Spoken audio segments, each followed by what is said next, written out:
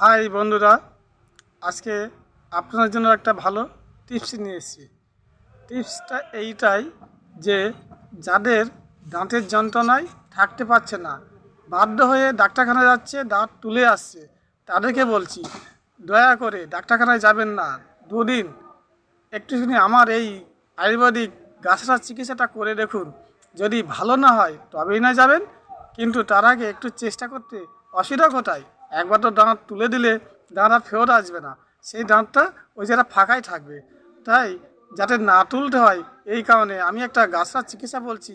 গাছটার চিকিৎসাটা আগে বাড়িতে দুদিন করে রাখেন, তারপরে তুলতে যাবেন, আশা করি ভালো হয়ে যাবেন। বন্ধুরা, আমি যে দাঁতের যন্ত্রণার গাছের কথা বলছিলাম, সেই গাছটা হচ্ছে এই গাছটার নাম হচ্ছে শীষ আকন্দ গাছ। একে আবার কেউ কেউ কবিরাজি ভাষায় বলা হয় চিচ্চিরে গাছ। তা আপনারা যে নামই জানেন না কেন, এইটার নাম হচ্ছে শীষ আকন্দ এবং চিচ্চিরা গাছ। তাই এর শিকড় নিতে হবে, মেনের শিকড় যেটা মূল, সেটা নেব আমরা। এই যে গাছ, এই গাছটাকে আমি তুলতেছি, এটা হচ্ছে অরিজিনাল যে দাঁতের যন্ত্রণার শিকড়, সেই শিকড় থেকে আমি তুলছি।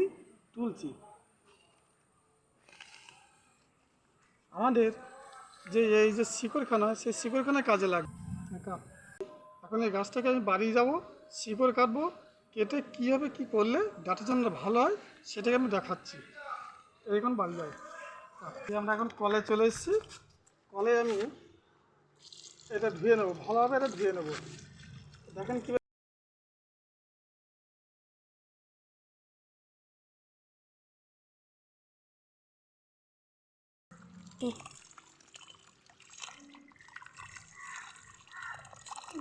তা দেখতে পাচ্ছেন কীভাবে কত পরিষ্কারভাবে ধুয়েছি। এবারে বাড়ি যাব, এইগুলো চাকু দিয়ে কেটে কেটে পরিষ্কার করবো। এই এখন এটাকে কাটবো আমরা। এই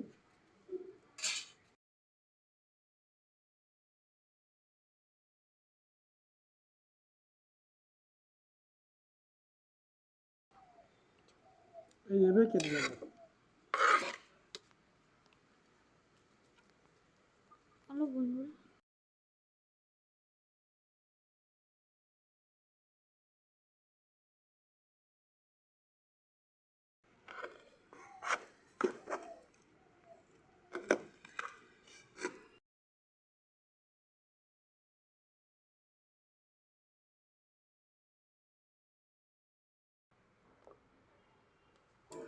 আমাদের লাগবে এখান দিয়ে লাল অংশটা বাদ দিয়ে সাদা অংশটাই লাগবে। এই সাদা অংশ যতটুকু সাদা আছে, এই লালটাকে বাদ দেবো, দিয়ে রেখে দেবো। এই আমাদের সাদা অংশটাই লাগবে। এই আমার হচ্ছে শিকড়, এটাই আমাদের লাগবে। এটা হচ্ছে লবণ, আর এটা হচ্ছে শিকড়। এই শিকড় আর লবণ দিয়েই ঠিক আছে, এটা দিয়েই আমাদের কাজ। এটাকে নিয়ে আমরা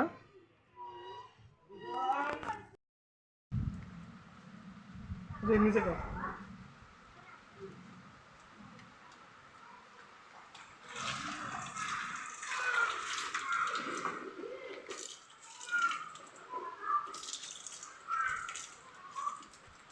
এইভাবে এটা পরিষ্কার করে আবার রেখে দিতে পারেন। আর এবার আমি যেটা বলবো সেটাই করছি। তাহলে আমার এবার মুখ ধোয়া হয়ে গেছে। প্রথমে করলাম, হাতে লবণ নিয়েছি, বিরাস করে নিলাম, এটা চিবিয়ে চিবিয়ে লবণ দিয়ে দাঁতটা সারা জায়গায় মেজেছি, যেখানে যেখানে ব্যথা সেখানেও মেজেছি। এইভাবে দিনে 3বার করতে হবে।